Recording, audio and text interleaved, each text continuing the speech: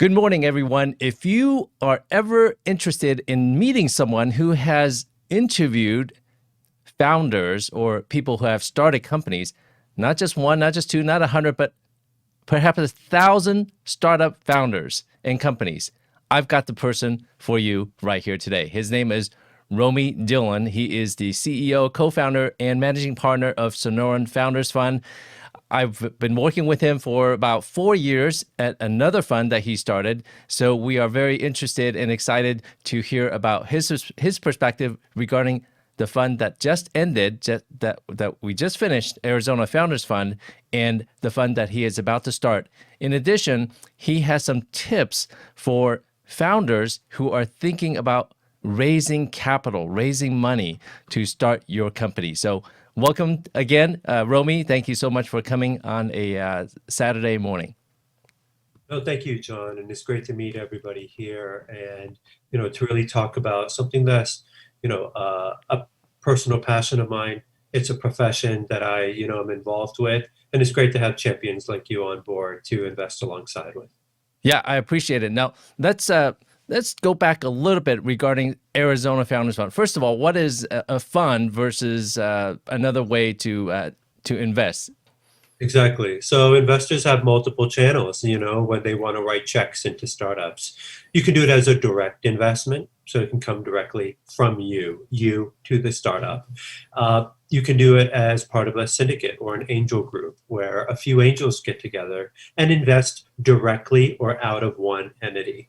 And then you have what we're involved with, which is a fund where investors pool their money together behind one management team or a manager. And then that manager invests into startups and provides diversification across a group of companies behind a specific thesis. So there's multiple ways to be able to write checks. What we do is we're an institutional venture capital fund managing other people's venture capital investment. The way I think of it, to simplify things for those who invest in, like, say, more traditional instruments, I think of Arizona Founders Fund or Sonoran Founders Fund as more like an index fund. So we have a more of a slightly narrower niche, and you have somebody helping you handle the money to invest in a particular sector or particular area. I think that's appropriate, with a couple of wrinkles too to think about. The reason you write checks into venture capital is for X factor returns. And you also invest, within an index theme because you are looking to secure a specific return profile behind a specific, either geo impact profile or a return profile. So thinking all those things, if we just put them all together, I think that anyone who does invest behind a theme that we present, they have seen great companies in Arizona that were formed and grew and hit super growth. LifeLock, GoDaddy, University of Phoenix, Grand Canyon University. We have 15 public technology companies here, and they just say, as investors, those deals got away from me. I don't want that to happen again. So let me now invest in the next crop of great Arizona startups, because now Arizona startup companies are not outliers. They create Bay Area style returns. And if you invest here, we're going to hit eventually on one or two or three of the next great Arizona startups over the next decade. So just like the traditional mutual fund or index fund, there's obviously there's no guarantee of anything, right? When you invest in a mutual fund or index fund, the market could crash and then things could turn sour. This is no different in an investment fund. We are looking for that, like when you say X factor, meaning the rare company that comes to the top, and then say for the dollar that you invest, you're thinking about 5 times or 10 times the return.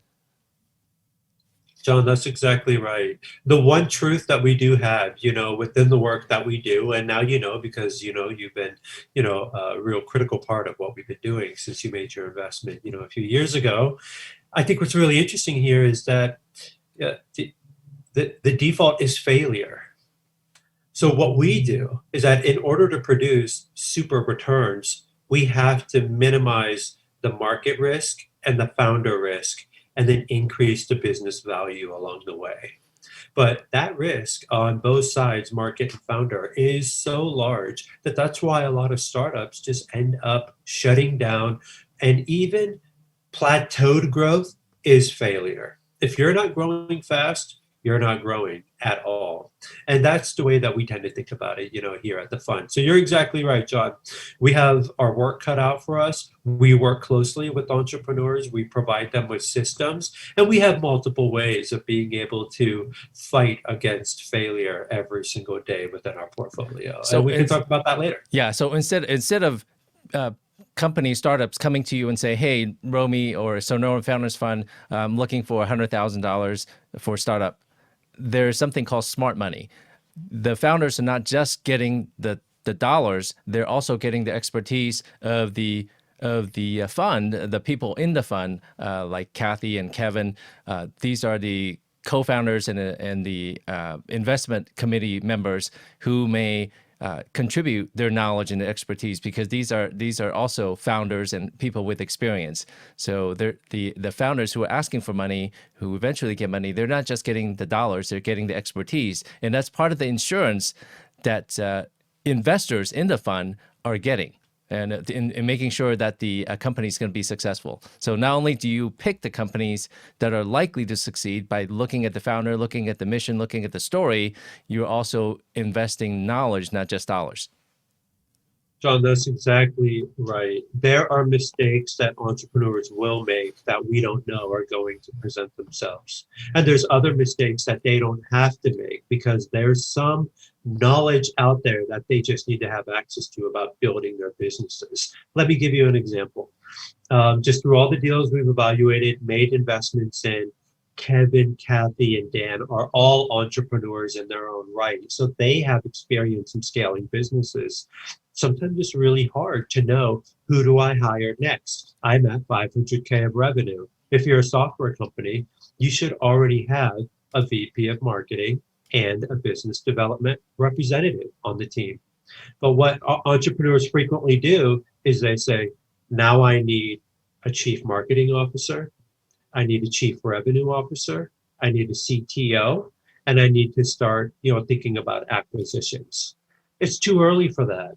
They just need people like us and other investors who have been there, done that, just to guide them along the way and have a more formulaic, approach, a science to building startups and getting them to significant growth. And those are the things that we provide. That's why anyone would write a check into us, because we have the most context, it's recent, and we've seen the highest number of deals, and we get in the mix in the way that investors sometimes just don't have the time to do, because you all have your day jobs. So that's the next point. That's very, very important. I was very interested in angel investing years ago, and I looked for opportunities, and I came across Arizona Founders Fund, and I thought, okay, well, I can go into other investment opportunities in angel investing, but that will require a lot more of my time in looking at individual companies, talking to the founders, looking at the infrastructure, making sure everything is all the I's are dotted and all the T's are crossed, and then looking at the term sheets and trying to come up with all those things. I, like you said, I just simply don't have the time. I don't have the bandwidth. So I invest kind of like in a particular index fund or a mutual fund, where a fund manager is taking care of the investing and looking at the all these variables and investing in a bunch of companies, not just one. So when I invest in one company, all my eggs are in one basket. Whereas in angel investing in a Sonoran Founders Fund or Arizona Founders Fund, you are investing a portfolio of companies. So I'm kind of diversifying my risk by investing in a fund as well. So that is something that was appealing to me. I mean, there's that. That's a reason to make an investment and to take a look at us. And that's why, many other LPs like you, limited partners, have invested along those same lines. There's also another opportunity where they know that we see some of the strongest software and technology companies in Arizona over a given 3-year period because they're all fundraising. And now we're this known commodity that entrepreneurs can come have a conversation with us. So it also removes that I have to find a deal versus this fund has now become a magnet. And entrepreneurs will come here. If I'm a part of this network, I am going to see a lot of the qualified deals that are ready to raise capital. Romi will source them. Romi will have them present, and I can follow on and make a larger investment if there's a fit with my investment. If it excites me, if I think the market is enticing, if I'm passionate about what this is really trying to solve, we can also do that as well. So sometimes investing into a fund is personal diversification of an individual investor's deal flow. Right? There are places where we get deal flow all over the world, all over kind of the web, for example. Some investors just say, I would love to have access to just about every Arizona tech deal. That's a great way to take a look at the Sonoran Founders Fund, because that's exactly what we do for a good number of our investors as well. We can't write every check, every dollar into every round, but we can invite our investors to participate alongside us. And that's why they do too. Yeah, definitely important consideration because I think of it this way. Instead of an unknown bachelor, right, he has to go out and look for potential mates.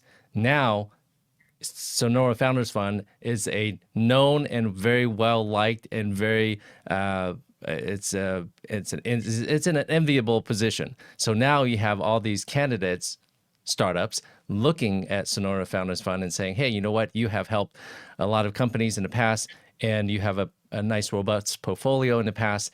How do I get in? And I think that that's appealing to investors, right? It's the difference between investing now versus, when you did. When you invested, you saw, John, it was an idea on a PowerPoint deck. And I was, just man going around town with, hat in hand, right? Trying to raise and trying to get this off the ground. But now what we have is something different. There are multiple tipping points in the Sonoran region that are making this a technology hotbed. This is an emerging market in tech. This is a growth market in software and startup creation. And in healthcare IT, we're going to have great wins here. We're now positioned to be able to view those deals and participate in them, which means that Arizona and national investors can participate in the future of what we're building here in that same way. So I think you're exactly right, John. Romi, I'm going to divert a little bit. Now, yeah, you and I look different, right? We're in the US. You and I look different. Sure. Tell me a little bit about yourself, very briefly in 30 seconds, about your background, and tell me about the turban that you wear, because I know that's the elephant in the room. A lot of people, because you don't fit that mold of the traditional managing partner CEO of a VC fund. No, you're exactly right, John. In 30 seconds, that's more than enough time because there's not much to me. But the turban is a signifying part of the uniform of everyone in the Sikh community. The Sikh community is one of the largest religions in the world, although we're one of the youngest. There's 30 million adherents globally, and we have a uniform and a code of conduct. Part of that uniform is keeping our hair, our beard, and tying a turban. So as a follower of the Sikh community, I tie a turban, and it is, it tends to make me, notice when I get into a room, but I also think it's a great place to start building a bridge with everyone. There's multiple ways to, have conversations that aren't just about work and about technology and, investing in the future. It can also be about, my background, my upbringing, and tying a turban and being a VC here. I think it only makes me an outlier, and we think about outliers all the time in our work, John. We think about good outliers, the ones that, Very good one. yeah, Of the good course. outliers. And That's right. you certainly are definitely one of them, having seen you interact with the founders and everyone in the room, all the investment committee members. You are definitely a diplomat, and you are very empathetic and considerate of other people. Even though I think for some of the founders, you are like a parent, a dad. You are supportive, but you're not going to BS and sugarcoat things. I mean, that's the thing, John. We have a very interesting relationship that we need to have with founders. I think, one is the lifeline of our business is with founders. So, we can't always tell founders early on that there's not a business here because the truth is businesses pivot and change all the time. They evolve over time. So the only leverage that we have is just letting a founder know now we're not comfortable with writing a check. But if you do X, Y, and Z, then it becomes a lot more, interesting for us. So that's one. I do think that there's a little bit of diplomacy that's involved in this job. And I think that happens when you're managing capital and trying to allocate capital into places where, investors are looking for a particular return and founders are trying to deliver on that return for investors. Sometimes founders are so close to their idea that they don't know what's a value creating activity and what's not. And that doesn't come from being heavy handed, in terms of our recommendations. That comes from thinking about options and scenarios. And that's really an approach that we do have here. But we constantly have to bridge build with everyone, John. And I think that that puts us in a really good position to see deals. Do we get into them? Not all the time, and for a lot of reasons. But do we get to see them and get to talk about them? I think that that's what I'm really looking for here. I'm just looking for the Sonoran Fund and our team to have a shot, and I think that we've been able to do that a lot of times. All right. So Sonoran Founders Fund, it's kind of like we finished the Arizona Founders Fund. Now we're starting a new fund called Sonoran Founders Fund. How can people invest in Sonoran Founders Fund?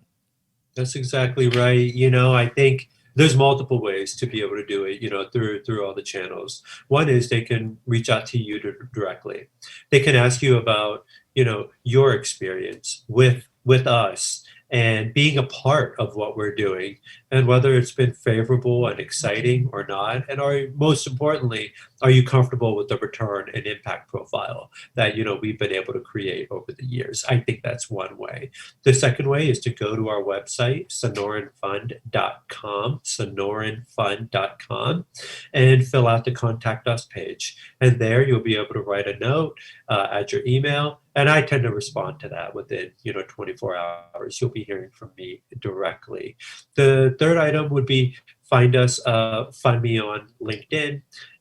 It's Romi Dhillon, Sonoran Founders Fund. It'll come right up. You can direct message me or link with me there. And of course, we have Facebook as well. You'll find me under Raminder Dhillon, and DMs I check all the time, even those that are not of my friends. I tend to read everything, so you can ping me there. I tend to be easily accessible, open borders here when it comes to being able to contact me, and learn more about the fund, John. Sounds great. Now, Arizona Founders Fund was a fund in which we invested only in Arizona startups. What is different about Sonoran Founders Fund? That's, it's different in a really differentiated and unique way. And let me tell you about that.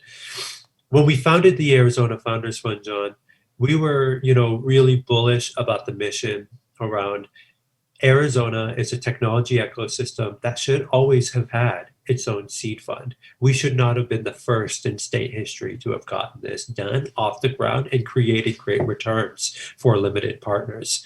Now what we have with the Sonoran Fund is we found over 4 years of investing at the Arizona Founders Fund that the problem that startups have of raising venture capital, their first round, their first check, the first investor of record, it's not unique to Arizona founders. There are 37 states nationally who are clamoring and trying to secure the 10% of venture dollars that are invested nationally. So that 90% has already been taken by 13 states. But what about everyone else? Why don't they have a seed fund? Arizona is one of those states. Not anymore. What we decided to do was let's look at the greater Sonoran region and try to deploy capital into new markets that there are great technology companies, because I can get into the new startup and tech drivers that will define our decade till 2030. We can do that a little later. But I think that what's really important here, John, that Bay Area returns are now national venture capital returns. What startups need is capital. So we're now looking in New Mexico, we're looking in Nevada, we're looking in some parts of Southern and Central Coast California, and of course, we'll look at some markets in Texas and Louisiana. So across the board, we are going to go to major metros that more often than not tend not to have a dedicated first check investor, a seed investor. We've seen it work here, and we have a lot of conviction about delivering that product and that solution to now entrepreneurs on a regional, super regional scale, if you will.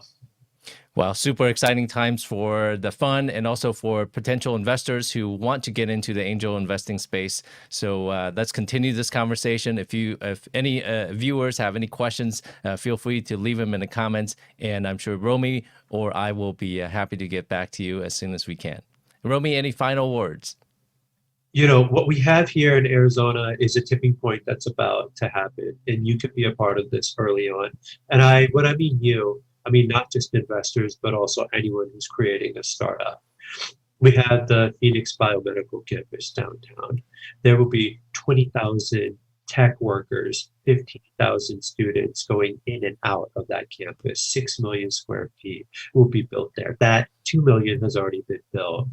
There's a lot of work that we're going to be doing there. We have 3 of our 6 largest technology, publicly held Fortune 500 companies are all tech companies in Arizona.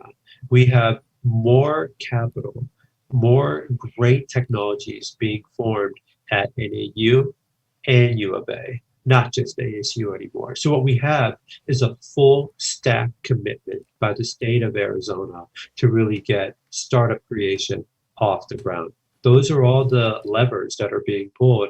And as an investor, a seed investor, we're going to be able to participate in that in a meaningful way. So if you're a startup or thinking about one, this is your perfect time. If you're an investor, this is a great time to really think about diversifying your portfolio with the seed investment. And you can create a lot of impact here in Arizona and the Sonoran region as well. Super exciting to be on the ground floor of various startup companies, and also not so much on the ground floor anymore with Sonora Founders Fund in venture capital. So thank you so much, Romi. Thank you, John. Thanks for the opportunity, and I hope everyone has a great weekend. All right. All right. So if you guys have any questions or comments regarding angel investing or Sonora Founders Fund or venture capital or seed investing, please feel free to leave them in the comments below. I look forward to hearing from everyone. Take care.